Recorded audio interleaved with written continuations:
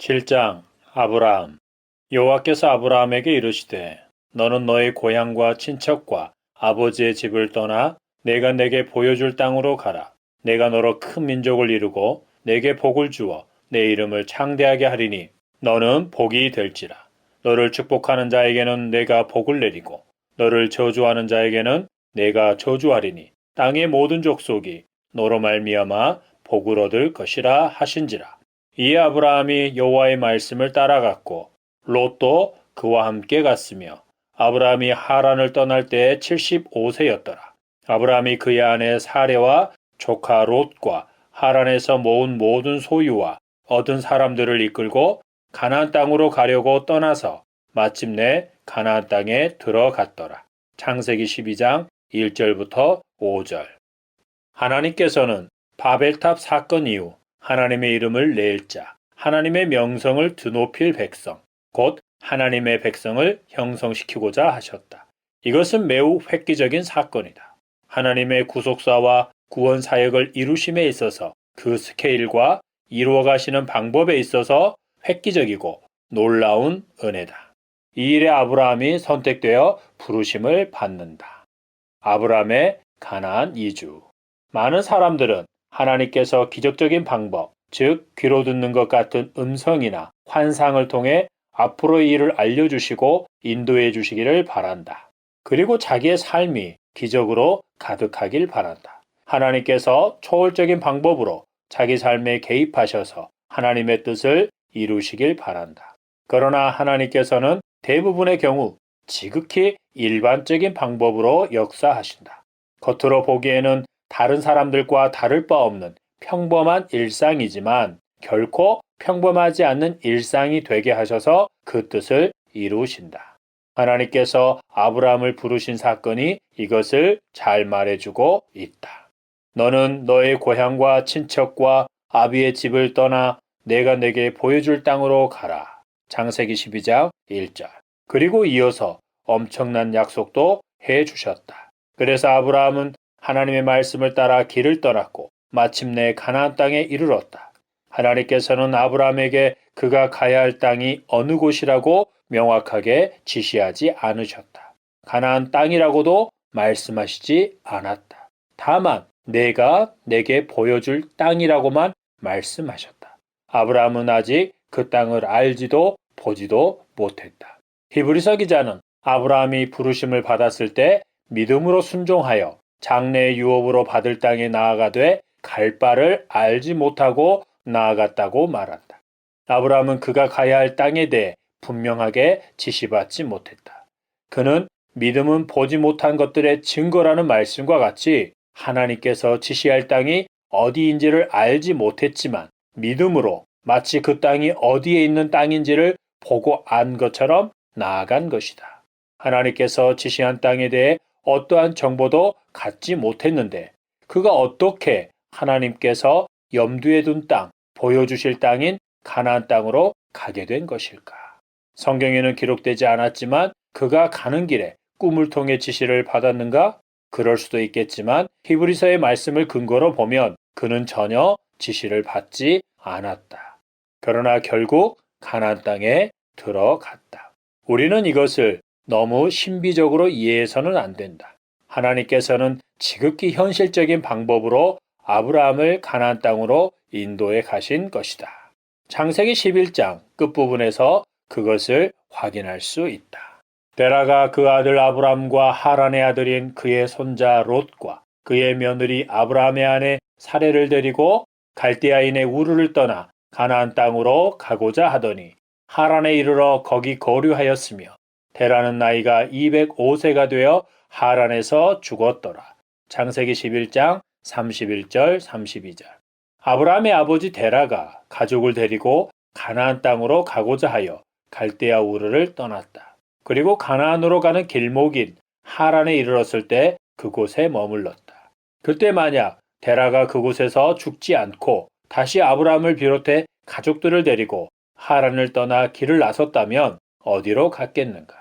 다른 어떤 곳이 아닌 바로 가나안을 향해 갔을 것이다. 선택의 여지가 없는 것이다. 그들 모두가 가나안으로 가기 위해 갈대아 우르를 떠났기 때문이다. 그들이 하란을 떠나 이동을 한다면 반드시 가나안 땅을 향해 가게 되어 있었다. 하나님께서는 신불신을 떠나 모든 사람, 모든 환경을 자기의 뜻대로 주관하시고 섭리하신다. 그 모든 것들을 하나님의 목적을 이루시는데 주권적으로 사용하신다. 아브라함의 아버지 데라가 아브람과 같은 택하심과 부르심을 받지는 않았지만 하나님께서는 아브람을 통해 구속의 역사를 이루시고 그를 복 또는 복의 통로가 되게 하여 모든 민족들에게 복을 주시기 위해 데라의 삶 가운데 역사하신 것이다. 데라가 하나님의 계시를 받지 않았지만 가나안 땅으로 가고자 하여 갈대아 우르를 떠난 것은 하나님의 섭리 가운데서 이루어진 것이다. 이는 하나님께서 구속사를 이루시기 위해 주권적으로 역사하신 결과다. 이런 의미에서 하나님께서 옛적에 아브라함을 택하시고 갈대아 우르에서 인도하여 내신 것이다. 느헤미야 9장 7절 참조. 아브라함이 하란에 있기 전에 메소보다미아에 있을 때 영광의 하나님이 그에게 보여 내 고향과 친척을 떠나 내가 내게 보일 땅으로 가라는 말씀을 하셨다고 소급해서 적용할 수 있다. 사도행전 7장 2절 3절 참조. 그러므로 하란에 머물고 있던 아브라함은 자기가 하란을 떠나 이동해야 한다면 어디로 가야 하는지를 분명히 알고 있었다. 아버지를 주축으로 온 가족이 갈대아 우르를 떠나 하란까지 온 것은 가나안 땅으로 가기 위함이었기 때문이다. 그런데 데라는 말할 것도 없고 아브람도 자기들이 가고자 한 가나안 땅이 하나님께서 지시한 곳이요 보여줄 땅이요 하나님께서 자기의 자손에게 주실 땅이라는 사실은 전혀 몰랐던 것이다. 하나님께서는 아브라함이 하란을 떠나게 되면 반드시 가나안 땅을 향해 갈 것이라는 것을 알고 계셨다. 이를 위해 갈대아 우르를 떠나게 하신 것이다. 여러 지역을 놓고 어디로 가서 정착할지를 고민하고 있거나 가나안 땅이 아닌 다른 곳으로 가려고 계획을 세우고 있는 아브라함에게 말씀하신 것이 아니다.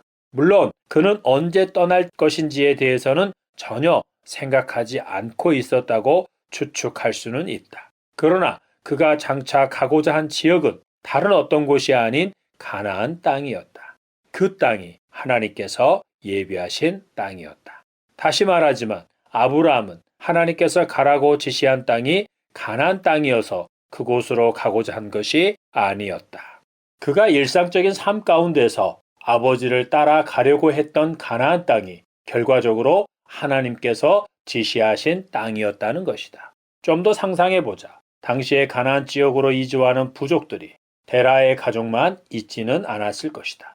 바벨탑 사건 전후로도 수많은 이동들이 있었다. 갈대아 지역에서 가나안까지의 거리는 아주 먼 거리다. 그러므로 가나안으로 가는 길목에 해당하는 하란에서 그들이 머문 것은 지극히 정상적인 일이다. 여러 이유가 있겠지만 아브라함의 경우에는 하나님께서 데라가 죽을 때까지 기다렸을 수도 있다. 하나님의 부르심과 지시가 없었더라도 아브라함은 아버지 데라의 계획대로 결국은 하란을 떠나 가나안 땅으로 들어갔을 것이다. 물론 하란에서 평생을 살 수도 있었다. 그러나 상식적으로 데라가 하란에서 죽었다면 그는 남은 자녀들에게 유언을 했을 것이다. 그렇다면 그가 가장 중요하게 했을 유언은 무엇이었겠는가? 하란을 떠나 가나안 땅으로 가라는 것이 아니었겠는가? 본인이 이루지 못한 꿈을 자녀들이 이루어주기를 바라는 것은 당연한 것이다. 아브라함은 아버지의 유언을 따랐을 것이다. 하나님의 택하심과 부르심, 그리고 하나님의 약속 없이 데라의 계획대로 가나안 땅으로 이주해 갔다면 아브라함의 이동은 그저 가나안으로 이동해 가는 다른 사람들과 똑같은 평범한 경우가 되었을 것이다. 그러나 하나님께서는 아브라함을 통해 한 민족을 일으키시고 그들을 하나님의 백성으로 제사장의 나라로 삼기 원하셨다. 그래서 그에게 하란을 떠나 하나님께서 지시하실 땅, 그에게 보여줄 땅으로 가라고 말씀하신 것이다. 아브라함은 하나님의 말씀을 따라 하란을 떠나 이동한다. 그렇다고 그가 특별한 행보를 한 것은 아니었다. 앞에서 언급했듯이 그가 하나님의 말씀을 따라가는 여정은 당시 가나안으로 이주하는 다른 사람들과 다를 바 없는 일반적이고 평범한 모습으로 가나안 지역으로 가는 것이었다. 겉으로 보기에는 다른 사람들과 전혀 다를 바 없는 평범한 이주민의 모습이었다. 그러나 아브라함의 일반적이고 평범한 걸음이 하나님의 말씀을 따라가는 것, 다시 말해 하나님의 택함을 받은 자로서 가나안으로 가는 것이 되었을 때 그의 걸음은 결코 평범한 것이 아니었다. 결코 예사로운 걸음이 아니었다. 아브라함이 가나안으로 이주해가는 평범한 이동은 하나님께서 그와 언약을 맺으심으로 매우 특별한 걸음, 하나님의 구속사를 이루는 걸음이 된 것이다. 그가 가나안 땅으로 가는 겉모습은 지극히 평범했지만 그의 걸음은 온 인류에게, 특별히 오늘날 예수님을 믿는 우리에게 매우 중요한 걸음이 되었다. 가나안 땅은 이전의 다른 부족들에게처럼 아브라함에게도 새로운 삶의 터전에 불과했다. 그러나 이제는 하나님께서 온 인류의 구원과 복을 위해 예비하신 젖과 꿀이 흐르는 땅이요, 복이 솟아나는 샘과 같은 땅이 되었다. 하나님께서 일방적으로 오셔서 그를 택하시고 언약을 맺어 주심으로 이제 그의 걸음이, 그리고 그가 정착하게 될 가나안 땅이 매우 특별하고도 중요하게 되었다. 아브라함이 하나님의 말씀대로 하란을 떠나 원래 계획대로 가나안 땅에 들어왔다. 그리고 세겜 땅 모래 상수리 나무에 이르렀다. 그때 하나님께서 그에게 나타나셔서 그가 서 있는 땅이 바로 하나님께서 지시하신 땅이요, 보여줄 땅이요, 약속하신 땅임을 확인시켜 주신다. 여호와께서 아브라함에게 나타나 이르시되 내가 이 땅을 내 자손에게 주리라 하신지라. 창세기 12장 7절. 이것은 하나님께서 이렇게 말씀하신 것이다. 아브라함아, 내가 내게 보여줄 땅, 약속한 땅이 바로 이곳 가나안 땅이다. 나는 내가 이곳으로 오기를 원했다. 내가 이 땅을 내 자손에게 줄 것이다. 아브라함이 하란을 떠난다면 갈 수밖에 없는 가나안 땅으로 왔을 때 하나님께서는 그곳이 바로 하나님께서 약속하신 땅이라고 확인시켜 주신 것이다. 그래서 그는 그곳에서 자기에게 나타나신 하나님께 제단을 쌓았다. 이것은 오늘날 우리에게 무엇을 말해 주는가? 하나님께서는 우리의 일상 속에 찾아오신다. 그리고 성령으로 말미암아 하나님의 사랑이 우리 마음에 부음바 되게 하시고 믿음을 주셔서 십자가에 못 박히신 예수 그리스도를 주님으로 믿고 영접하게 하신다. 오늘 우리가 이런 은혜를 받은 자인가? 그렇다면 하나님께서는 아브라함의 경우처럼 오래전부터 우리의 구원을 위해 주권적으로 일해 오신 것이다. 믿는 조상을 통해서든지 안 믿는 조상을 통해서든지 그 모든 것 위에서 주권적으로 역사해 오신 것이다. 하나님께서는 우리를 구원하여 자녀로 삼으시기 위해, 우리를 통해 자기의 뜻을 이루시기 위해 우리의 부모를 통해 이 땅에 태어나게 하셨다.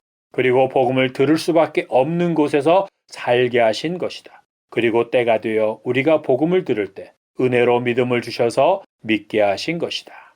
할렐루야. 이로 인해 우리는 영적으로 큰 변화를 받았지만 곧 거듭나서 새 사람이 되었지만 우리의 외적인 삶, 즉 일상적으로 나타나는 우리의 육신적인 삶은 갑자기 달라지지 않았다. 예수님을 믿은 이후로 갑자기 잘되고 부유해져서 일명 상류층이 되지도 않았다. 물론 다니엘이나 요셉처럼 특별한 경우로 세움받는 사람들이 있기는 있다. 그러나 그들의 경우에는 당대에도 그랬던 것처럼 한 민족 중에 한 명 나올까 말까 하다. 한 세대가 아니라 반세기나 한 세기에 한 명 나올까 말까 한 특별한 경우에 속한다. 그들은 하나님께서 특별한 뜻을 이루시기 위해 택하여 높이 세우신 자들이다. 예수님을 만난 사람들이라면 일명 믿음이 좋고 목숨을 바쳐 헌신하면 모두 그들과 같이 되는 것은 아니다. 더욱이 그런 사람들, 잘되고 높은 위치에 있고 유명해진 그리스도인들이 우리가 예수님을 믿어야 하는 이유와 목적은 더더욱 아니다. 이런 사람들을 앞세워 간증하게 하며 복음을 제시하는 자들은 자기들의 의도와는 달리 결과적으로 다른 복음을 전하는 자들로 판단을 받게 될 것이다. 사람들이 예수님을 주님으로 믿어야 하는 이유는 그들 자신이 죄인이기 때문이다. 다른 이유는 없다. 우리가 하나님의 자녀로서 이 땅에 살아가는 걸음걸음과 하는 일들은 대부분 불신자들과 거의 구분되지 않는 일상적이고 평범한 것들이다. 우리가 하나님의 자녀가 되는 권세를 가졌고 예수님과 함께 하늘에 거하는 자가 되었으며 하나님의 나라를 유업으로 받은 자요. 보혜사 성령님의 능력을 힘입는 자들이 되었지만 우리가 살아가는 모습은 또 우리가 일상에서 하는 일들은 불신자들이 하는 일들과 별반 다르지 않다는 것이다. 이는 우리가 불의한 삶을 산다는 것이 아니다. 오히려 불신자들이 우리보다 땅에서는 더 부유하고 더 높은 지위와 권력을 가지고 살아간다. 그러나 우리가 걸어가는 걸음과 우리가 하는 일들, 곧 일상적인 삶 속에서 행하는 일들이 예수 그리스도 안에서 하나님의 언약 백성으로서 하나님의 자녀로서 하나님을 믿고 하나님의 말씀을 따라 행하는 것이라면 우리의 걸음과 우리가 하는 일은 아브라함의 경우처럼 그냥 평범한 것이 아니다. 이제 우리의 걸음과 하는 일들은 우리 자신의 구원과 복은 물론이고 더 나아가 무사람들의 구원과 복을 위한 것이 된다. 이것을 위해 우리가 반드시 그들보다 더 높은 자리, 존귀한 자리에 있어야 하거나 더 부유해야 하는 것은 아니다. 지금 우리 스스로를 위로하기 위해서 불신자들을 부러워하지 않고 그들에게 열등감을 갖지 않기 위해서 심리적으로 이와 같은 의미를 부여하고 있는 것이 아니다. 하나님께서 예수 그리스도 안에서 우리의 삶에 이와 같은 의미를 부여해 주신 것이다. 하나님께서는 그 의미와 목적대로 이루어 가실 것이다. 하나님의 뜻은 대부분 택함받은 자들의 일상적이고 평범한 삶을 통해 이루어진다. 중요한 것은 오늘 우리가 하나님과 맺은 언약에 얼마나 충실하고 있느냐이다. 하나님의 약속을 믿고 하나님께서 명령하신 말씀에 얼마나 충실하게 순종하고 있느냐이다. 이 순종은 우리의 일상에서 주어진 각자의 본분, 역할, 직분에 충실하고 순종하는 것을 말한다. 우리의 삶이 겉으로는 다른 사람들과 같이 평범해 보이지만 결코 평범한 삶이 아니라는 증표는 무엇인가? 첫째는 하나님이 우리와 함께 계시다는 것이다. 예수 그리스도께서 우리의 주님으로 계시고 성령님께서 그것을 인치시고 보증하고 계시다는 것이다. 둘째는 우리를 택하여 부르신 하나님께 예수 그리스도로 말미암아 참되게 예배를 드리고 있는 것이다. 하나님께 예배를 드리는 것보다 더 확실한 증거는 없다. 아브라함이 가나안 땅으로 들어온 것이 다른 사람들과 달리 하나님과의 언약 가운데서 이루어진 결코 평범하지 않은 걸음이었다는 증거는 그가 가나안 땅에서 하나님께 제단을 쌓았다는 사실이다. 마찬가지로 우리의 삶이 예수 그리스도 안에서 결코 평범하지 않다는 증거는 우리가 하나님 아버지께 참으로 영과 진리로 예배하고 있다는 것이다. 아브라함이 여호와의 이름을 불렀다. 베델에서. 아브라함이 그의 아내 사레와 조카 롯과 하란에서 모은 모든 소유와 얻은 사람들을 이끌고 가나안 땅으로 가려고 떠나서 마침내 가나안 땅으로 들어갔더라. 아브라함이 그 땅을 지나 세겜 땅 모래 상수리 나무에 이르니 그때 가나안 사람이 그 땅에 거주하였더라. 여호와께서 아브라함에게 나타나 이르시되 내가 이 땅을 내 자손에게 주리라 하신지라. 자기에게 나타나신 여호와께 그가 그곳에서 제단을 쌓고 거기서 베델 동쪽 산으로 옮겨 장막을 치니 서쪽은 베델이요 동쪽은 아이라. 그가 그곳에서 여호와께 제단을 쌓고 여호와 이름을 부르더니 점점 남방으로 옮겨갔더라. 창세기 12장 5절부터 9절. 아브라함이 가나안 땅 세겜에 이르렀을 때 하나님께서 그에게 나타나 내가 이 땅을 내 자손에게 주리라고 말씀하셨다. 이것은 아브라함이 하나님께서 원하시는 곳에 왔다는 것을 확인시켜 주신 것이었다. 아브라함이 하나님의 말씀대로 하란을 떠난다면 그는 반드시 가나안 땅으로 오게 되어 있었다. 그리고 그가 가나안 땅에 들어서자 하나님께서는 그곳이 바로 하나님께서 그와 그 자손에게 줄 땅이라는 것을 확인시켜 주신 것이다. 그래서 아브라함은 자기에게 나타나신 하나님께 곧바로 제단을 쌓았다. 그리고 그는 세겜에 머무르지 않고 베델 동쪽 산으로 옮겨 그곳에 장막을 친다. 이곳을 통상적으로 베델이라고 부른다. 아브라함은 베델에서 장막을 치고 하나님께 제단을 쌓았다.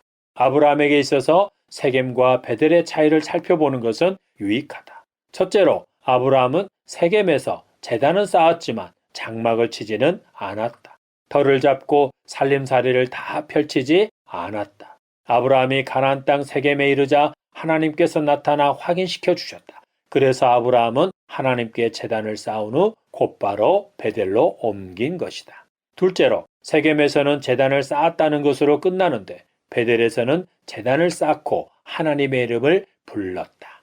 제단을 쌓았다는 것은 하나님의 이름을 부른다는 것을 포함한 것이 아니냐라고 말할 수도 있다.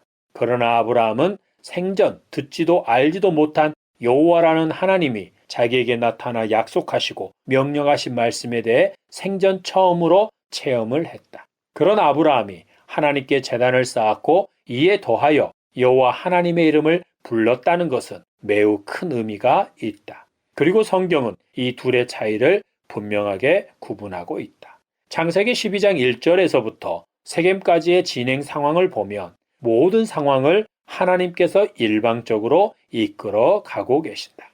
하나님께서 원하시는 때에 일방적으로 아브라함에게 나타나셔서 무조건 떠나라고 명령하시고 약속을 주신다.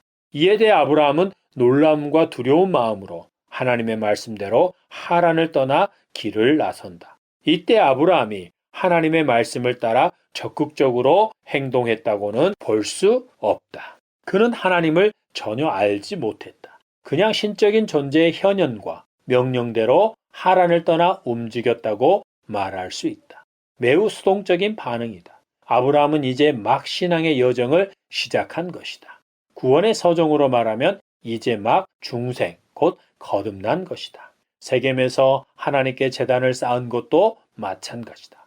아브라함이 전혀 예상하지 못한 때에 하나님이 갑자기 나타나셔서 말씀하신 것이다. 아브라함은 하나님께서 보여주실 땅이 어디인지 전혀 몰랐다. 구체적으로 말씀하시지 않았기 때문이다. 다만 아브라함은 하란을 떠나면 가나안 땅을 향해 가야만 한다는 것을 알았을 뿐이고 가나안 땅을 향해 길을 가다가 지금 가나안 땅에 들어온 것이다. 그런데 갑자기 하나님께서 다시 나타나 말씀하신 것이다. 이 땅을 내 자손에게 주리라. 그래서 아브라함은 황송하기도 했지만 놀란 마음으로 급히 하나님께 제단을 쌓은 것이다. 여기서도 하나님께서는 일방적으로 일하셨고 이에 대해 아브라함은 지극히 소극적이고 수동적으로 반응할 뿐이다. 이것은 모세가 불이 붙은 떨기나무에 가까이 다가갔을 때 하나님께서 떨기나무 가운데서 모세에게 말씀하셨을 때의 반응과 비슷하다. 내가 선 곳은 거룩한 땅이니 내 발에서 신을 벗으라. 출애굽기 3장 5절. 그때 모세는 놀라서 하나님 배웁기를 두려워하여 얼굴을 가린다. 자기에게 나타나신 하나님께 수동적인 반응을 한 것이다. 그런데 아브라함이 베들로 옮겨서는 거기에 장막을 치고 모든 살림살이를 펼쳐 터를 잡는다. 그리고 하나님께 제단을 쌓고 여호와 하나님의 이름을 부른다. 베델에서는 하나님이 나타나지 않으셨고 어떠한 말씀도 없었다. 그럼에도 아브라함은 베델에서 하나님께 제단을 쌓고 하나님의 이름을 부른 것이다. 이를 통해 아브라함이 수동적이 아니라 능동적으로, 소극적인 모습이 아니라 적극적으로 하나님께 나아가고 있음을 알 수 있다. 아브라함이 새로운 곳에서 삶의 터전을 잡고 살아감에 있어서 자기를 부르시고 약속하신 하나님의 도우심과 보호하심이 절실하게 필요했기 때문에 그렇게 했다고 말할 수도 있다. 그러나 아브라함이 베델에서 하나님의 이름을 불렀다는 것을 이 정도의 의미로만 설명하는 데는 많은 아쉬움이 있다. 창세기 12장 1절에서부터 세겜까지의 여정은 하나님께서 아브라함을 일방적으로 이끌어 오신 것이었다. 그리고 세겜에서 제단을 쌓은 것도 하나님께서 나타나심에 대한 수동적인 반응이었다. 그러나 베델에서는 하나님께서 아브라함에게 일방적으로 찾아오심도 없고 주도적으로 이끌어 가시는 모습이 직접적으로 나타나지 않는다. 베델에서 아브라함은 세겜에서와는 달리 자기를 선택하여 부르시고 명령과 약속의 말씀을 하신 하나님, 그리고 그 약속의 말씀대로 자기를 그 땅으로 인도하신 하나님께 먼저 제단을 쌓고 하나님을 불렀다. 감사의 제사를 드렸다고도 볼 수 있다. 세겜까지의 일방적인 하나님의 은혜와 사랑이 아브라함으로 하여금 하나님께 능동적이고 적극적인 사랑으로 반응하게 한 것이다. 이것은 하나님의 승리다. 우상을 만들어 파는 집안에서 태어나 여호와 하나님을 전혀 알지 못한 아브라함에게 일방적으로 은혜와 사랑을 베풀어 주셔서 그로 하여금 능동적이고 자발적으로 하나님께 제단을 쌓고 하나님의 이름을 부르는 자가 되게 하신 것이다. 하나님은 위대하십니다. 할렐루야. 이것은 비록 걸음마 단계이지만 하나님과의 관계 맺음에 있어서 매우 중요한 것이다. 하나님께서는 아브라함에게 단지 땅을 주시고 민족을 형성시키는 등의 복만을 주시려고 그를 택하여 부르신 것이 아니다. 기능인으로 도구로만 쓰려고 부르신 것이 아니다. 야고보는 하나님과 아브라함의 관계를 이렇게 말한다. 아브라함이 하나님을 믿으니 이것을 의로 여기셨다는 말씀이 이루어졌고 그는 하나님의 벗이라 칭함을 받았나니. 야고보서 2장 23절. 하나님께서는 아브라함을 아브라함이 되게 하여 그를 벗으로 서로 간에 친밀한 사귐이 있는 대상으로 삼으시기 위해 부르신 것이다. 그래서 친구인 아브라함을 통해 하나님의 뜻을 이루시기 위해 아브라함에게 땅과 후손, 복을 약속하셨고 그것들을 통해 실제로 약속을 이루어 가신 것이다. 예수님께서 12 제자들을 세우신 첫 번째 목적도 그들을 예수님과 함께 있게 하시기 위해, 즉 교제와 사귐이 있게 하시기 위해 세우신 것이다. 사역과 사역을 위해 은사와 능력을 부여받는 것은 부수적으로 주신 것이었다. 이에 12를 세우셨으니 이는 자기와 함께 있게 하시고 또 보내사 전도도 하며 귀신을 내쫓는 권능도 가지게 하려 하심이로라. 마가복음 3장 14절 15절. 베델에서 아브라함이 터를 잡아 장막을 치고 하나님께 제단을 쌓고 하나님의 이름을 불렀기에 성경은 베델을 아브라함이 하나님께 처음으로 제단을 쌓은 곳으로 말하고 있다. 세겜이 아니라 베델에서 아브라함이 능동적으로 하나님께 제단을 쌓고 여호와 이름을 부름을 통해 처음으로 쌍방 간의 사랑의 교제가 시작된 것이다. 베델에서 처음으로 하나님과 아브라함이 상호 간의 참된 사귐, 즉 인격적인 사귐이 시작된 것이다. 하나님의 일방적인 사랑이 아브라함에게서 능동적이고 적극적인 사랑을 이끌어내었다. 그 사랑이 베델에서 하나님께 제단을 쌓고 하나님의 이름을 부르게 하였다. 베델에서 아브라함은 하나님의 은혜와 사랑에 대해 자발적으로 반응하며 하나님께 나아간 것이다. 다시 베델로. 아브라함이 애굽에서 그와 그의 아내와 모든 소유와 롯과 함께 네겝으로 올라가니 아브라함에게 가축과 은과 금이 풍부하였더라. 그가 네겝에서부터 길을 떠나 베델에 이르며 베델과 아이 사이 곧 전에 장막 쳤던 곳에 이르니 그가 처음으로 제단을 쌓은 곳이라. 그가 거기서 여호와 이름을 불렀더라. 창세기 13장 1절부터 4절. 아브라함이 기근 때문에 약속의 땅인 가나안 땅을 떠나 애굽으로 내려갔다가 다시 돌아와 여호와의 이름을 부른 곳도 베델이다. 애굽으로 내려갔던 아브라함은 자기의 목숨을 지키기 위해 바로에게 자기 아내를 누이라고 속였다. 그래서 바로가 사례를 아내로 맞이하고 아브라함에게 많은 양과 소와 노비, 나귀와 낙타를 주었다. 아내를 팔아먹은 것이다. 하나님께서는 사례의 일로 인해 바로의 집에 큰 재앙을 내리신다. 이 일로 화가 난 바로는 아브라함에게 몹시 화를 내며 그의 아내 사례를 데리고 당장 애굽을 떠나게 한다.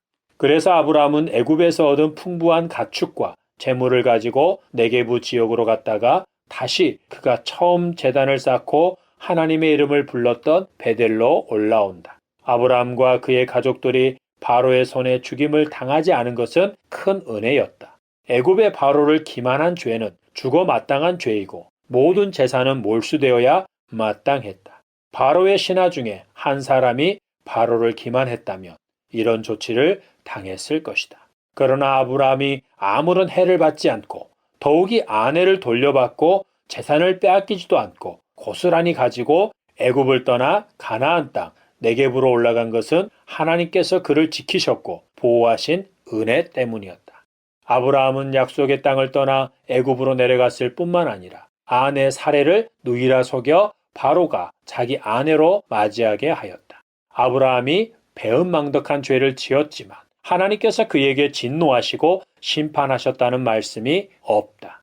오히려 하나님께서는 아브라함에게 은혜와 긍휼과 용서와 사랑을 베푸셨다. 그의 생명을 지켜주셨고 아내를 돌려받게 하셨고 모든 재산 중에 하나도 잃지 않게 하셨다. 그리고 그를 심판하지도 않으셨다. 오히려 그 일 때문에 그로 하여금 거부가 되게 하셨다.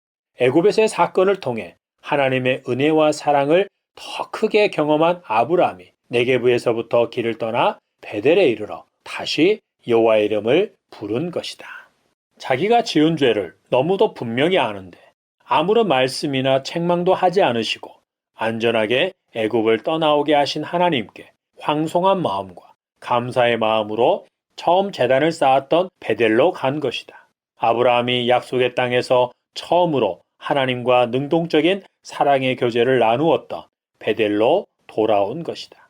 아브라함이 은혜로우시고 자비로우시며 긍휼이 풍성하신 하나님께로 다시 돌아온 것이다. 그리고 베델에서 하나님의 이름을 부름으로 하나님과의 교제가 다시 시작된다. 아브라함에게 두 번째 베델은 어떤 곳인가? 자기의 고집과 연약함 때문에 상황과 환경의 굴복함으로 인해 실패하고 배은망덕한 죄를 지었음에도 불구하고 자기를 용서하시고 은혜와 사랑을 베푸신 하나님께 황송한 마음을 가지고 돌아온 곳이다. 그곳은 그럼에도 불구하고 내 모습 이대로 용납해 주시는 하나님께 나아가는 곳이다. 그곳은 그럼에도 불구하고 하나님과의 사귐이 회복되고 다시 시작되는 곳이다. 하나님의 은혜와 자비와 용서와 사랑이 아브라함을 다시 베델로 올라가게 한 것이다. 오늘 우리에게 베델은 어디인가?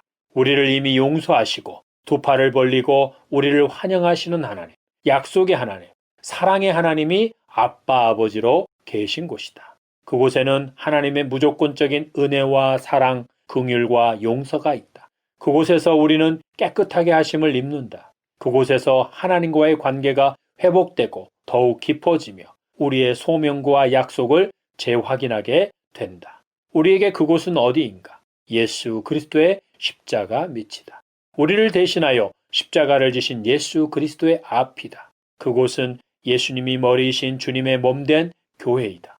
처음 주님이 나를 찾아와 주신 때를 기억하고 오늘에 이르기까지의 여정 속에서 베푸신 하나님 아버지의 크신 은혜와 사랑을 기억하며 감사함으로 나아가 하나님께 예배를 드리는 곳이 베델이다. 하나님 아버지께 받은 은혜와 사랑을 기억하고 감사함으로 예배를 드리며 하나님 아버지를 부를 때 우리는 아브라함처럼 베델에서 제단을 쌓는 것이다. 여기서 중요한 것은 하나님 아버지의 은혜와 사랑에 대한 깨달음, 즉 예수님을 십자가에 내어주신 은혜와 사랑에 대한 깨달음이 우리를 능동적이고 적극적으로 베델에 올라가게 한다는 것이다. 하나님 아버지께서 우리와 친밀한 교제를 나누기 위해 우리를 베델로 올라가게 이끄시는 것이다. 이는 아브라함을 친구로 삼아 그를 통해 뜻을 이루셨듯이 우리를 통해 아버지의 뜻을 이루시기 위함이다. 그러므로 우리에게 하나님의 은혜와 사랑에 대한 깨달음과 그로 인한 황송함과 감사함이 없다면 베델로 올라가는 일은 없다. 그는 베델에서 제단을 쌓고 하나님의 이름을 부르는 자가 될 수 없다. 하나님의 은혜와 사랑에 대한 깨달음 그리고 그로 인한 황송함과 감사함이 없는 자가 서 있는 자리는 혹 그가 예배를 드리기 위해 교회 안에 서 있다 하더라도 그가 서 있는 자리는 아브라함이 제단을 쌓았던 베델이 아니다. 그는 하나님 앞에 참된 예배를 드리기 위해 서 있는 자가 아니라는 것이다. 하나님께서는 우리로 하여금 우리가 받은 은혜와 사랑, 받은 복을 헤아리고 깨닫게 하심으로 우리로 하여금 베델로 올라가게 하신다. 우리를 다시 예수님의 십자가 앞으로 주님의 몸된 교회로 이끄셔서 그곳에서 감사로 예배하게 하신다.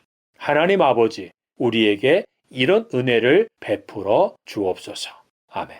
또한 하나님의 자녀인 우리는 순종하는 일에 실패했더라도, 죄에 넘어져 하나님께 염치가 없더라도 용기를 내어 은혜로우시고 자비로우시며 긍휼이 풍성하신 하나님의 보좌 앞으로 나아가야 한다. 우리가 독생하신 예수 그리스도를 십자가에 내어주시기까지 우리를 사랑하신 하나님의 은혜와 사랑을 받은 자라며 우리는 변치 않는 사랑을 받고 있는 자이기 때문이다. 하나님께서는 이미 우리를 용서하시고 은혜와 사랑과 복을 가지고 우리를 기다리고 계신다. 그러므로 우리는 하나님의 은혜와 사랑에 대한 크고 깊은 깨달음이 없더라도 의지적으로 끊임없이 은혜의 보좌 앞으로 나아가야 한다.